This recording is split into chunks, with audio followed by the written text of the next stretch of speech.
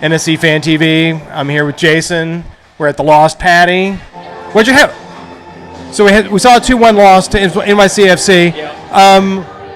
Before we talk about the game, what did you eat at the Lost Patty? What was your go-to bar food? Well, we showed up, stole some fries from a buddy, and then we got the chicken quesadilla. It was solid. Okay, and, a solid quesadilla. Solid Solid You quesadilla. gotta get the pitch invasion. And the pitch invader. That's right, man. Gotta support. Okay, so now the game. Yes. Well, the real 2-1. question, 2-1. What's your meal at the patty? Oh, we always get the corned beef on rye. Corned beef on rye. That's the corned beef on rye and a Guinness. There you go. Okay. All right. So, and split it with my wife. Yes. Yeah. Okay. So, now the game. Man. Ruined your dinner. Yeah, definitely. It's frustrating, you know. It's another road game where we look terrible for, honestly, 80 minutes. We're bad. And then that goal happens, Hani with a phenomenal finish. But, you know, and then it's 10, 15 minutes of us looking like we might get the equalizer out of nowhere. But, man, 80 minutes of just bad soccer. 80 minutes of bad soccer from us.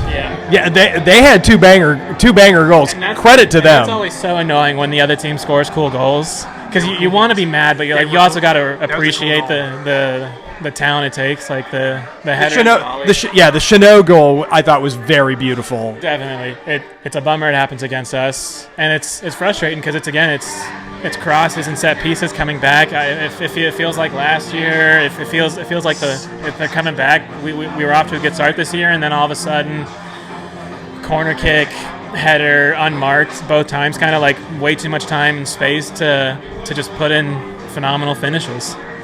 So were there any bright spots aside from Hani getting a goal? That's a bright spot. A little bit, 10 minutes of some up-tempo soccer. Yeah. In that 80, were there any bright spots? I think there are some bright spots in seeing some guys at least show some fight and some pride in the team. You know, like it's tough to go down two goals so early. Like, you know, at the 25th minute, it's 2-0 on the road in a baseball stadium. Like, that's just miserable on a field that high schoolers would think is too small. Like, that's just a miserable start. The weather looked terrible. Like, it's just all bad. And to see, you know, guys like a Walker and an Alex and a Jacob really go out there and still put in the effort, fighting, trying to claw back. Like, it's definitely a positive to see some fight. Because we've had a lot of games, both on the road and at Chiodos, where it feels like, even when we're down, it feels like we're the ones sitting back. And so it was definitely at least positive to see us keep up some tempo. Yeah, so instead of watching us absorb pressure, watching us get out there and put some bite on that. Exactly, like even when Cincinnati came to town and we were down 1-0 late, we were sitting back and they almost got another goal and we were losing and you have no idea. And so that definitely feels like a good mentality shift, just to have up tempo and pressure and some fight after going down early. I think it all comes back to Hani gets doubled and tripled because he's the league MVP. He can't do it all by himself, and there's no one up there that defenses fear enough to cover both of them. You know, we need that scary striker. You have to have more than one finisher in this league, and unfortunately, Hani is our best player, and everyone knows it. Hani's our best player, and everyone knows it. And unfortunately, in the front, it drops off pretty precipitously. Yeah. And it's nothing against those guys up there. Every guy up there works his ass off. They're trying so hard. Like Schaffelberg never stops running. Alex, CJ, those guys keep going. But none of them are clinical finishers. You have to have someone up there who's, especially if Hani has an off day. If Hani can't score, if Hani's getting the doubles and triples, we need someone out there who's another threat. And we don't have it right now. Are we going to see Ethan Zubak up in the front?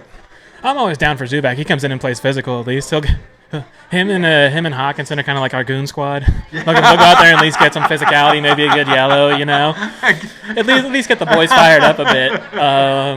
But yeah, I think this summer, early summer, something's got to change. Someone's got to be brought in on this offense because we've scored 3 goals in 4 road games. that's not good enough. On the road, you can't expect to win, but you gotta get some points off those games, and especially against a team that we handled pretty comfortably at Geodis. We did. 7 weeks ago. Yeah. Like almost to the minute 7 weeks ago, we were celebrating an opening domination.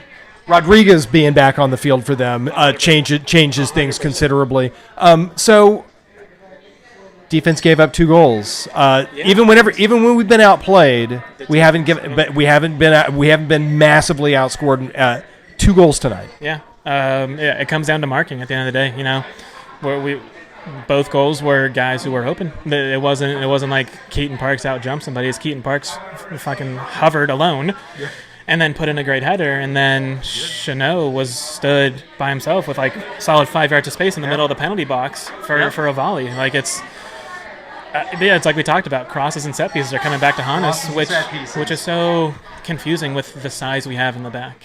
Yeah. Like Mar, Godoy, Walker, like those are big guys. We shouldn't be getting beat in the air. Like those are guys who should be winning things back there.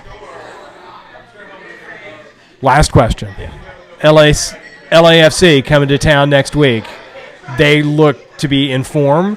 Bawanga looks like a terrifying striker, and then it's just a murderer's row, and then the rest of LAFC, and they're all getting fed those perfect balls from Kellen Acosta. So, what are you expecting from us next week? I don't know if we can expect a win. Most of our home games this year, I think it's been fair to say we should go into Geodis and win. I think LAFC is a very different breed of team. They play such a fun style of soccer, and they're too deep everywhere, and it's just insane. They've got guys who on any other team would be starters who come off the bench. And, Vela gets subbed off, like, oh, cool, that's great. And then here comes some guy that just bought from La Liga. Yeah. Like, I think what we need, I think a lot needs to get sorted this week. This needs to be a very, very good week of practice and sorting things out, because the schedule gets really hard really quick. We got midweek games soon. We got a cup game soon. Yeah, we got a cup game. And the thing is, San Antonio isn't going to be a pushover. They're USL champs. Yeah. And they're coming to our place looking to win. And then, we go LAFC and then Atlanta. Like, arguably 2 of the biggest games you circle on the calendar every year as a Nashville fan are an LA team and the Dirty South Derby. Like, it's just... And so something's got to change. Something's got to get better. And, I hope we keep that fighting spirit that we showed today. But I don't know where they're going to come from, but we got to find goals. Where do goals come from? At this point, I think Santa brings them once a year, because we're not finding them. When a striker and a ball love each other very much. Honestly. There's a stork over at the zoo that brings them at this point. I will take a goal from a stork, Jason. Honestly. All right. Thanks much. Appreciate it. All right. Talking to you.